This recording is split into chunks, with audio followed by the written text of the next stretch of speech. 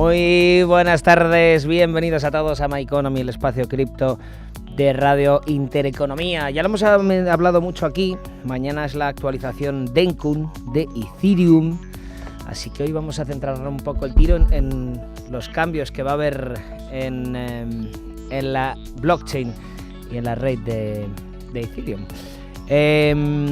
Una nueva actualización promete hacer las comisiones más bajas y las transacciones más rápidas. La actualización viene en un momento de grandes subidas.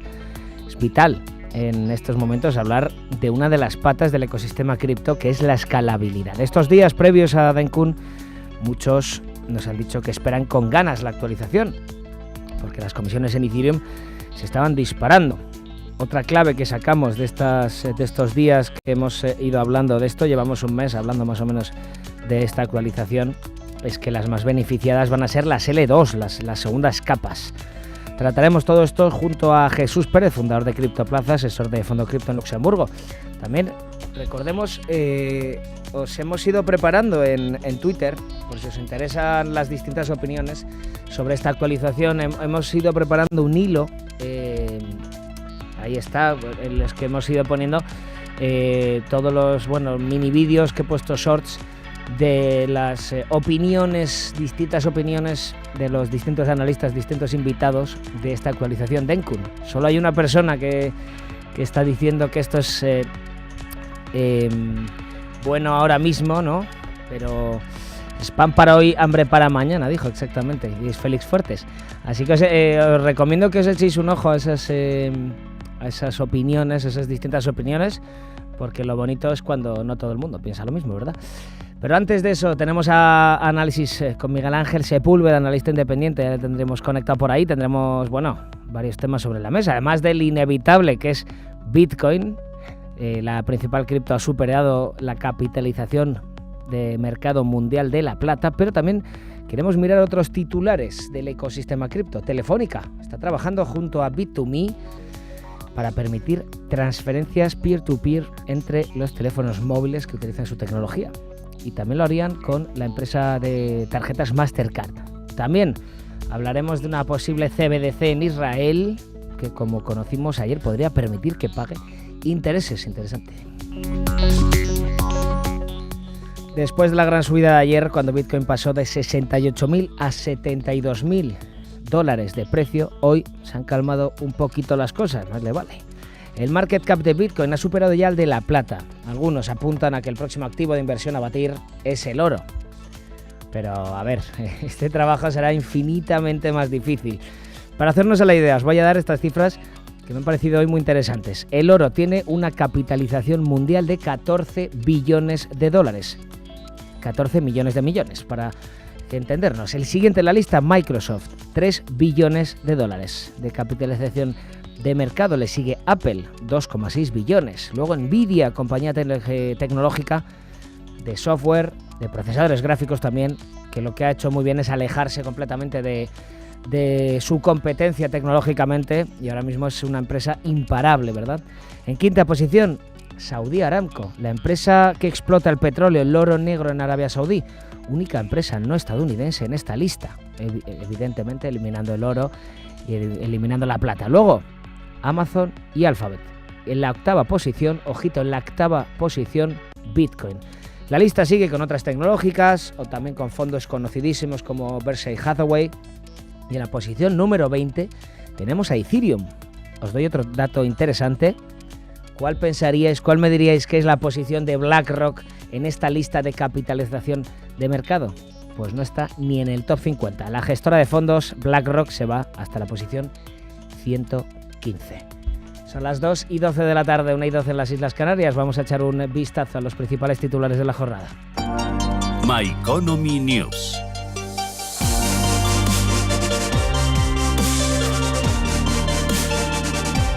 Los ETF siguen acaparando más bitcoins de lo esperado. Los 9 ETFs de Bitcoin al contado spot recién nacidos, excluyendo el GBTC, ya sabéis, el de Grayscale, que viene de un fondo de futuros, ahora suman más de 420.000 bitcoins.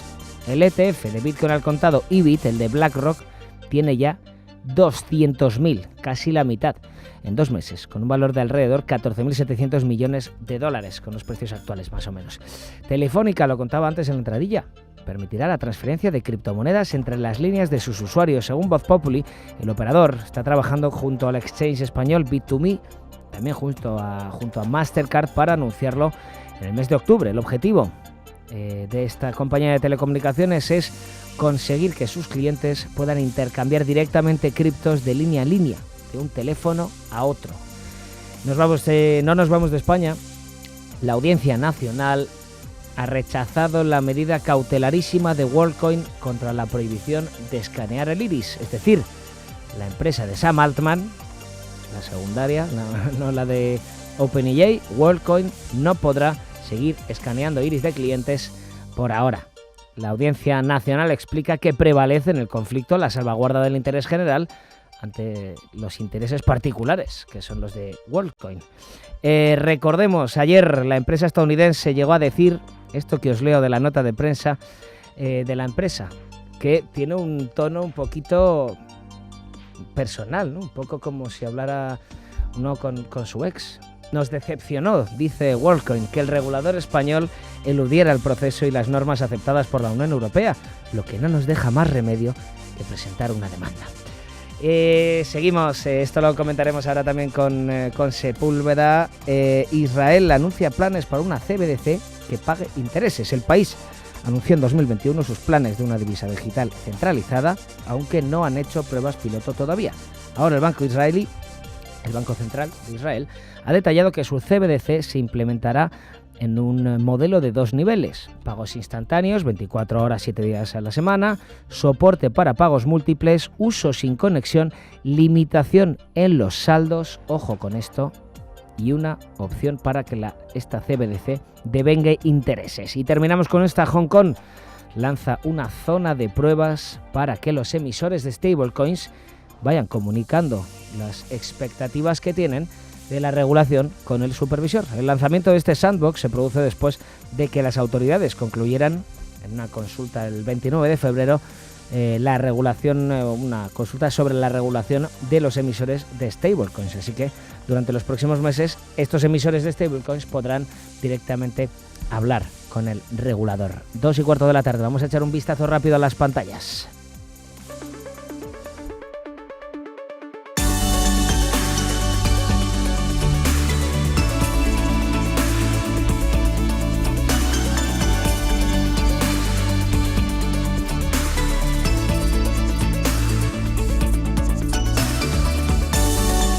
$72.215, es decir, casi el mismo precio que ayer. Bitcoin gana hoy un 0,3%, lleva una ganancia acumulada en los últimos 7 días de un 6,5%, y es verdad que aquí no se ve muy sencillo ver en CoinMarketCap, lo ponen un poco raro. En los últimos 30 días, que esto es lo que quería ver, lleva un 50% de ganancia el Bitcoin. Evidentemente seguimos en una clara codicia extrema. En el índice de miedo y codicia en el 92 está, o sea, ya rozando casi el 100 de los 100 puntos de este índice de referencia de sentimiento de mercado. Ethereum, $4.022, ya por encima de los 4.000 desde hace 2 o 3 días, una barrera psicológica muy importante, ganando casi un 7% en los últimos 7 días, y hoy corrige un 0,6%. Por cierto, capitalización de mercado global de todas las criptomonedas, 2,7 billones, casi 3 billones, casi como la de Microsoft, antes ya que he leído la lista. Seguimos con BNB, que también se está comportando últimamente de una manera brutal, unas grandes revalorizaciones, $528, gana un 1% en la jornada, pero es que lleva un acumulado de un 25,5% en los últimos 7 días. Solana, $151, ganando un 1,5% en el día de hoy, ganando más de un 14% en los últimos 7 días. XRP hoy se ha comportado también muy bien, ha ganado un 12% hoy. XRP, el token de Ripple Labs, siempre tan pendiente de de sus luchas, ¿no? con la SEC de Estados Unidos. 70 centavos hoy para Ripple, para XRP, que llevan los últimos 7 días un 7% de ganancia. Dogecoin, 17 centavos, ya corrige un poquito después de esas ganancias a doble dígito, ¿no? Que estábamos viendo la semana pasada y la anterior. Brutal cómo se ha comportado últimamente Dogecoin y Shiba Inu también, y Pepe y Floki, todas las meme coins han sido brutales en este último mes. Bueno, pues Dogecoin ya corrige hoy más de un 2% y lleva una corrección en los últimos 7 días de un 9%. Shiba, interesante porque corrige un 25% de su precio, ha perdido un 25%, más de un 25% de su precio en los últimos 7 días, en el día de hoy se deja un 4%, pero me parece interesante que Shiba sigue en la 10ª posición. Está corrigiendo un 25%, pero sigue en la 10ª posición, una posición que ha ganado después de esas últimas ganancias de esta semana pasada y la anterior, que le veíamos ganando de pronto un día no, pero en un acumulado de 7 días un 200%. Y es que Shiba, antes de ese rally, estaba más o menos en la posición pues número 18, 19, ahora número 10, 19.000 millones de capitalización de mercado. Avalanche, $50, ganando más de un 5% la jornada, un 16% de ganancia en los últimos 7 días. Polkadot, $10,66. Parece que se está acomodando últimamente Polkadot por encima de los $10. Lleva mucho tiempo ya, sí. Corrige un 0,6% en la jornada. Y terminamos con Toncoin, $3,65, ganando en el día de hoy casi un 18%. Este token relacionado con Telegram, con la aplicación de mensajería Telegram, y lleva un acumulado en los últimos 7 días de un 34,5%. 2:20 de la tarde, 1:20 a las Islas Canarias. Vamos ya con el análisis de la jornada. Análisis de mercado y actualidad cripto.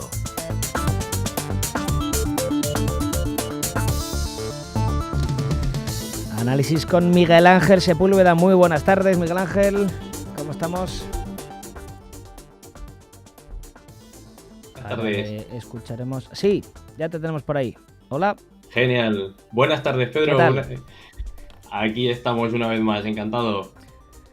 Estamos riendo antes porque me decía un compañero mío técnico, te tengo puesto siempre como MA Sepúlveda, y me decía, hombre, ¿cómo que Sepúlveda? Será MA Barracus, ¿no? ¿Qué hemos elegido final, con el nombre, Miguel Ángel? No, faltaría más. Y la cuestión está en que precisamente yo, mi nombre y apellidos completos son larguísimos, Miguel Ángel Sepúlveda García de Atienza. Y llega un momento en el cual dices, no puedo ir así por la vida, voy a simplificar. Y toda una generación se quedó marcada por MA Barracus. Entonces dije, pues ya está, me sumo a su estela. Pues vamos, me parece fenomenal. Oye, quería hablar contigo un tema que te gusta mucho, CBDC, pero antes, noticia de hoy que le vemos en Voz Populi.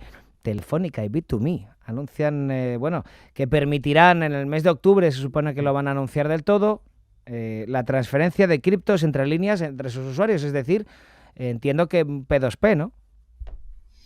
Sí, eso es todo lo que apunta. De hecho, tiene todo el sentido del mundo porque, y de hecho, la alianza de ambos, Bit2Me es un exchange y, por tanto, todo lo que sucede dentro de sus sistemas son anotaciones en cuenta dentro de su propio esquema, y solamente en las entradas y salidas es cuando interactúa con el resto de blockchains y de activos. Telefónica tiene una base de datos, igual que el resto de las telco, enormes, y además tiene un identificador único directamente asignado, que es un número de teléfono.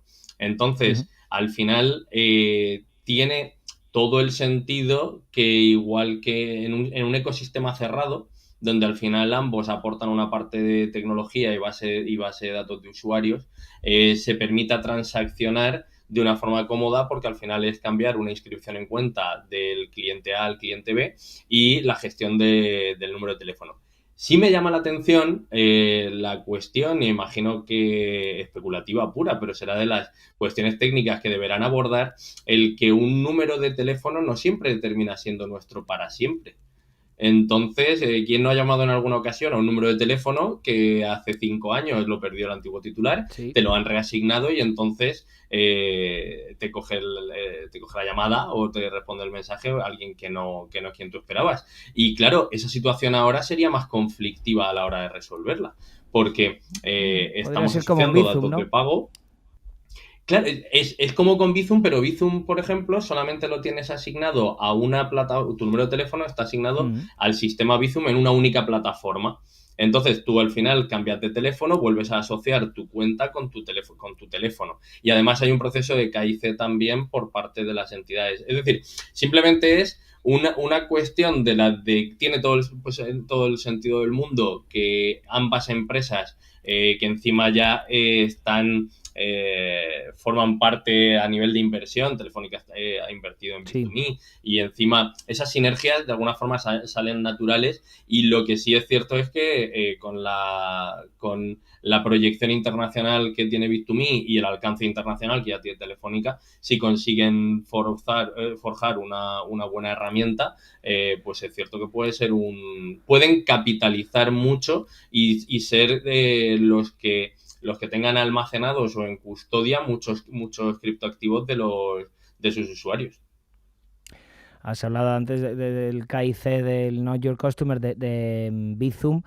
Damos por hecho que siendo Telefónica y Bit2Me habrá para hacer estos intercambios P2P habrá un KIC, ¿no? Que no se Es sabe seguro todavía, pero porque de vamos, hecho digo yo. no, si es que ya lo tenemos. No, simplemente lo que tenemos son dos bases de datos diferentes, pero Telefónica nos lo solicita de Claro. forma habitual para abrirnos cualquier tipo de contrato, y Bit2Me está obligado por el regulador a exigirnos esa parte, y encima si transaccionamos poder llegar a hacer diligencias reforzadas del origen de nuestro capital. Por lo tanto, ahora lo que entiendo, ya te digo, que son retos, es cómo agrupar todo ese tipo de cuestiones en una única plataforma, o cómo las enlazarán entre sí. Pero lo que sí es cierto es que no va a haber nada nuevo bajo el sol en lo que se refiere a que no van a ser nuevos requisitos para transaccionar, porque si estás en Bit2Me ya los tenías. Y si estás en Telefónica y ahora quieres incorporarte también a esta solución, pues simplemente puede que en función de los importes y de los procedimientos que establezcan, pues haya algo más, pero es que está todo hecho en ese sentido. Creo que desde el punto de vista empresarial solo puedo aplaudirles la sinergia.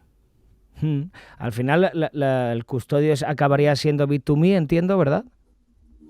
Bit2Me o la empresa que haga la custodia con Bit2Me, porque al final no olvidemos que la capa de Bit2Me es un exchange como tal. Los servicios de custodia pueden ser propios o los puede tener subcontratados a sí mismo. Al final, todo este sistema bancario de fondos tradicional se construye sobre capas, y en la parte de los exchanges se ha replicado esa parte. Entonces, sea Bit2Me o no el custodio, lo que sí es cierto es que será el operador a través del cual se ejecuten las órdenes de transacción. Otro tema, realmente lo conocimos ayer por la tarde. Israel ha anunciado planes para una CBDC. Me han resultado así algunas cosillas interesantes, las tenía por aquí apuntadas. Primero es que va a permitir que pague intereses. Luego también, si era centralizada, evidentemente. También que limitación en los saldos. Es decir, ¿qué significan estas letras pequeñas?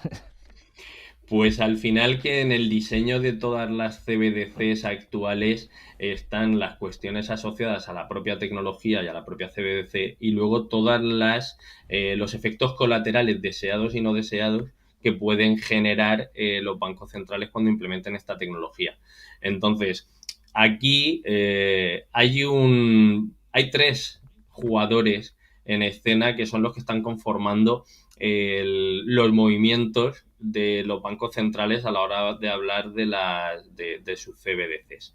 Por un lado, está claro que todo surge por la cuestión de las stablecoin y la amenaza potencial que suponen para la estabilidad del sistema financiero nacional e internacional. Entonces, ahí tenemos un jugador muy claro, pero que además, si hablamos desde la perspectiva de MiCA, que encima esas stablecoins las podemos construir de dos formas diferentes. Las podemos construir como ARTs, de manera que yo puedo tener una bolsa de divisas o activos que me dan ese contravalor que he decidido poner, o puedo tener directamente una paridad 1 a 1 como en Money Token, 1 a 1 con la divisa que haya seleccionado. Entonces, son de alguna forma instrumentos que van a lanzar un valor al mercado equivalente, en este caso, a una moneda fiduciaria, que además es que pueden obligar a generar una bolsa para que el emisor también la tenga, digamos, capturada esa divisa.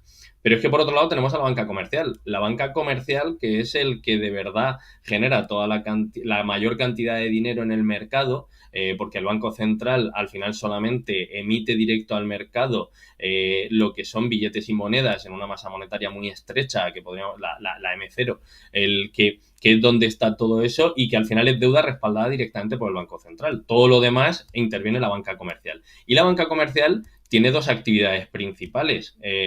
Una, el que tengamos depositados allí nuestros fondos para realizar en una cuenta corriente, realizar transacciones, primera de los casos de uso que estaba comentando la noticia de la CBDC de Israel. Quiero utilizar mi moneda, mi CBDC, para que se intercambien cosas, bienes, servicios. Y dos, es un depósito de ahorro, es una cuenta de ahorro donde lo que estoy haciendo es obtener un interés. Ese interés generalmente me lo da la banca comercial, porque lo que va a hacer es coger ese dinero que yo le he depositado, esa anotación en cuenta, y va a hacer negocio con ella, con esa materia prima. Claro, esto nos hace pensar que Israel, en mi opinión, lanza a la línea de flotación de su banca comercial un aviso muy contundente, y es: oigan, me puedo convertir en un competidor con la potencia que tengo como Banco Central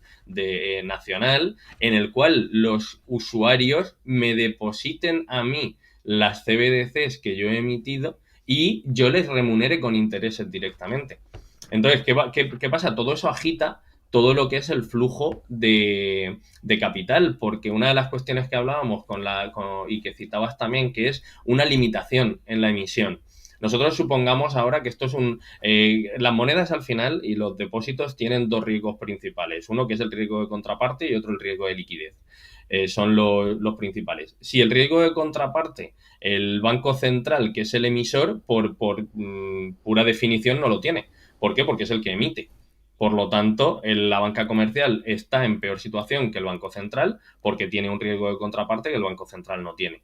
Pero es que por otro lado está el riesgo de liquidez. El riesgo de liquidez, también por definición, el Banco Central va a tener mucho más fácil solucionarlo que un banco comercial que depende del Banco Central. Entonces, aquí realmente con este anuncio es una cuestión de si las stablecoins consiguen alcanzar una masa crítica de mercado lo suficientemente preocupante como para que el Estado de Israel se preocupe por su equilibrio financiero, a quien de alguna manera parece que va a ir a robarle, entre comillas, esos clientes y ese capital, es al único que puede, que es la banca comercial.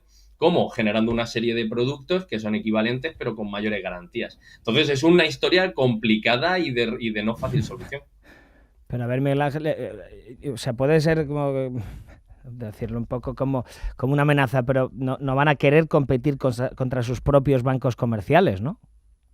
La lógica dice que no vas a querer competir contra ellos, pero realmente si estuviésemos en un proceso industrial normal, supondría que estás asimilando a un proveedor tuyo. Cada uno tiene su papel, pero el Estado como Banco Central tiene la capacidad de poder llegar a poner una capa muy fuerte en la cual hay una serie de actividades que realiza la banca comercial que decide apropiarse para sí o entrar a competir. ¿Qué problema habría con esa competencia? Que en cualquier caso no sería justa. ¿Por qué? Porque tú eres el que le fija las reglas del juego al siguiente. Entonces, a priori es simplemente uno de los riesgos, pero que esto, quienes seguro que cuando lo leen se preocupan realmente son los de la banca comercial, porque al final les estás diciendo que tu propio banco central a lo mejor decide que tu modelo de negocio tiene que evolucionar hacia otro tipo de soluciones, como por ejemplo los préstamos hipotecarios, préstamos a las empresas, etc., pero que cuando se trata de capturar dinero, lo captura directamente el Banco Central, lo remunera con intereses y se pone a competir. Emocionantes los tiempos que nos tocan vivir con este punto, y No, es que Israel, cada país. Total. Encima Israel, con todo lo que tiene. Ya para Efectivamente. terminar, es que cuando se hablaba del euro digital, por ejemplo, una cosa que decía, que dice Banco Central Europeo es que no va a entrar en esa limitación de saldos, ¿no? Eso que tanto miedo genera al final, bueno, en las comunidades en general, iba a decir en la cripto, pero en general, eso que da tanto miedo que te pueda limitar el Banco Central con su moneda digital centralizada, que te pueda limitar los saldos. Aquí, ¿cómo se come que un Banco Central directamente te avise de que sí, lo voy a hacer? Realmente es lo que, de forma indirecta, o sea, esto es yo creo que también una cuestión mucho de lenguaje. El Banco Central Europeo decide que no va a limitar a los usuarios la cantidad de euro digital que puede tener en su billetera, llamémoslo así. Vale, pero sin embargo sí que tiene la capacidad de emitir y retirar del mercado. Por lo tanto, emitiendo una cantidad controlada al mercado, también puede definir en cierto modo hasta qué cantidades se pueden llegar a atesorar por cada uno de los usuarios. Es decir, no olvidemos que los bancos centrales están para controlar toda la emisión de moneda e impactar en la economía y las finanzas mediante ese control de la masa monetaria. Entonces, en todo caso, debemos partir de que siempre va a haber reglas en las cuales ellos mantengan el control, porque si no mantienen el control, no tienen ningún sentido. No tienen ningún sentido que existan, porque si no pueden impactar sobre un control de la inflación, el Banco Central Europeo, por ejemplo, perdería prácticamente su atribución. Y todo esto lo tiene que hacer vía el control de la masa monetaria. Cuestión diferente será hasta qué punto puedan llegar a aterrizar sobre el usuario en particular, pero sabemos todos que al final esto es una cuestión de que hay palancas como es el acuño más o acuño menos, retiro o bonifico. Si nosotros, por ejemplo, como hablábamos con el tema de Israel, si nosotros nos encontramos con que la tenencia de CBDC en Europa resulta que no solo no te paga intereses, sino que terminase resultando en una hipótesis que tú pagas intereses por tenerlo depositado ahí, ¿quién querría tener mucha CBDC depositada en su cuenta si te están quitando intereses por tenerla ahí como custodio, por ejemplo? Hay muchas reglas para al final poder guiar el mercado sin necesidad de hacer una prohibición expresa. Es un sistema de incentivos y alineándolos hacia el objetivo que quieres cumplir, se puede hacer perfectamente sin prohibir nada. Ya, es que me apetece que lleguen, no como usuario, evidentemente, no como ciudadano, me apetece que lleguen como periodista para estar comentándolos aquí. Creo que van a ser noticias día sí, día no, y por encima eso, va a ser interesantísimo. centenares de países con sus modelos diferentes. O sea, de verdad que va a ser la fiesta de la CBDC. Totalmente. Bueno, nos hemos quedado sin tiempo, como siempre, Miguel Ángel Sepúlveda, analista independiente. Un gusto tenerte aquí en el programa. Hasta la siguiente. Un placer, Pedro. Buenas tardes. Hasta luego. Mañana, 13 de marzo, tenemos la actualización de Encun en la red de Ethereum. Comisiones, la idea es que las comisiones sean más baratas, que las transacciones sean más rápidas. Así que vamos a hablar de todo esto en profundidad con Jesús Pérez, fundador de Criptoplaza, asesor de Fondo Cripto en Luxemburgo. Muy buenas tardes, Jesús. Muy buenas tardes. ¿Qué tal? ¿Qué podemos esperar de esta actualización de la segunda cripto del mercado, que por cierto se está comportando también últimamente maravillosamente en cuanto a precio? Bueno, pues es una update que dentro de lo importante, lo relevante que es, desde un punto de vista técnico, yo creo que tiene menos riesgo. Hace un tiempo vivimos ese paso de Proof of Work a Proof of Stake, que era efectivamente un cambio técnicamente muy complejo. Había mucha gente incluso que decía que eso nunca pasaría o que sería muy complicado. Y pues, vamos viendo poco a poco updates. No hay que olvidar que Ethereum en general hace muy pocos updates cada año y tiene que elegir cada uno de esos updates qué mejoras trae en cada uno de ellos. Y este es uno muy relevante que viene de alguna manera a intentar, o viene dentro de la estrategia de escalabilidad de Ethereum. O sea que este realmente es un update muy importante que va a tener un impacto desde un punto de vista económico muy, muy relevante para lo que son la serie de L2, especialmente el tema de Rollup, que no hay que olvidar que es de alguna manera la estrategia de escalabilidad que definió Ethereum en 2020. Y bueno, pues realmente mañana es un día importante y sobre todo porque muchas veces todo esto se estudia mucho, se hacen muchas estimaciones, se modeliza mucho, pero la realidad es que hasta que uno no ve de alguna manera funcionando el sistema económico y no veamos las primeras precios de transacciones y todo, pues no tendremos realmente pues la realidad. Pero desde luego es muy importante, hay que estar muy, muy pendiente de alguna manera de cuáles son esas comisiones nuevas, sobre todo para las capas 2. Y yo creo que eso es muy relevante porque va a definir de alguna manera una nueva etapa donde puede haber un montón más de escalabilidad, sobre todo en todo el ecosistema de Ethereum. Entiendo por lo que me dices entonces que el principal de los objetivos es la escalabilidad, o aumentar la escalabilidad de la red de Ethereum, ¿verdad? Efectivamente, no hay que olvidar que, bueno, a día de hoy ya lo estamos sufriendo y de alguna manera nos expulsa un poco el poder hacer actividad dentro de la red Ethereum. Ahora mismo hacer una transacción, pues incluso mandar Ethereum, que es probablemente la transacción más simple, pues ya nos cuesta más de en torno a 3, 4 dólares, lo cual, bueno, pues ya empieza a ser muy caro. Y ya no hablemos de transacciones un poquito más complejas.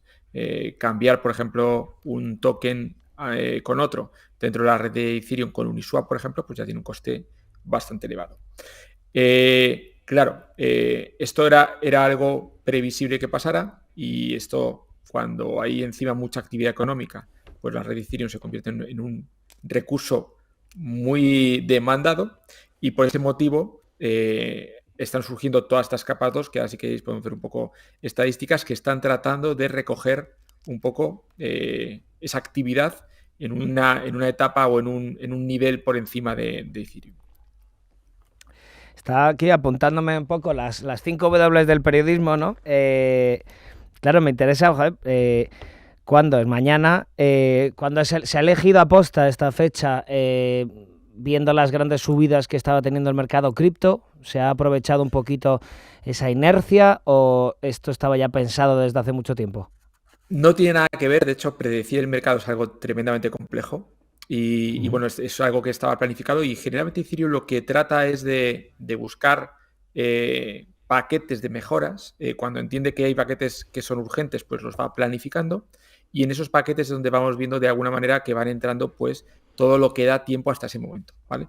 Hay siempre cosas centrales, en este caso era el proto Dagsartin, era un poco el tema de los blobs, que hablaremos, un poco esa nueva esta nueva capacidad que da Ethereum para poder meter nuevos datos. Eso era lo prioritario y bueno, pues cuando se ha acabado y cuando se ha tenido de alguna manera lo que siguiente que se quería ejecutar y cuando básicamente se acaba, que muchas veces la fecha, no hay que olvidar que se va poniendo un poco de una manera muy ágil, es decir, hasta que no llega la última prueba, hasta que todo no ha sido probado en testnet, incluso a veces se hacen pruebas secretas, pues no se dan realmente fechas. Esto al final lo ha movido la DAO, imagino, han tenido que votar, ¿no? O sea, también el modo de gobernanza. Bueno, aquí realmente en Ethereum no hay una DAO al uso, es una gobernanza que de alguna manera implica un consenso fundamentalmente de todo el ecosistema, pero no hay una votación al uso. Hay un proceso por el cual en unos foros se proponen actualizaciones y eso pues de alguna manera se va consolidando en un OK en general, no al estilo con un token, un voto, sino que es diferente, es cómo funciona la gobernanza de Ethereum, pero cuando hay un consenso muy alto, pues es cuando realmente se decide y es cuando deciden de alguna manera llevar a cabo este tipo de ejecuciones. No hay que olvidar que Ethereum cada vez se va consolidando más, cada vez se quiere hacer menos cambios, cada vez, no hay que olvidar que es un montón la actividad que estamos poniendo en juego en cada uno de estos cambios. Entonces, bueno, pues de hecho, de alguna manera, la orientación o la estrategia de lo que han llamado el rollup centric o la estrategia basada en la escalabilidad por rollups viene un poco a intentar que toda esa innovación pase fuera de lo que es la capa principal, básicamente para no ponerla en riesgo. Entonces, bueno, es verdad que esto lo que hace es habilitar todavía más capacidad en la capa de por encima y pero realmente vamos a ver un montón de innovación fuera de esta capa, ¿vale? Porque Proto Dance Sardine lo que viene realmente es a crear una categoría más de datos que se llaman los blobs, que se podrán utilizar por estas capas que habitualmente las utilizaban y que va a ser unos datos temporales, ¿vale? Que de alguna manera lo que vienen de alguna manera a intentar es a intentar escalar sin, de alguna manera, hacer que el espacio en cada uno de los nodos de Ethereum tenga que crecer mucho y para ello utilizan pues una nueva categoría de espacio que va a ser mucho más barato y que ya no va a hacer falta que a los 18 días de alguna manera se va a borrar, aunque luego siempre pues, tendrán seguramente que copias en un montón de sitios, pero esto permitirá de alguna manera pues hacer que haya más capacidad de aumentar la red sin necesidad de aumentar el espacio y las transacciones deberían ser mucho más baratas. ¿Qué estaba ocurriendo ahora mismo en la red de Ethereum por qué se habían encarecido tanto las transacciones?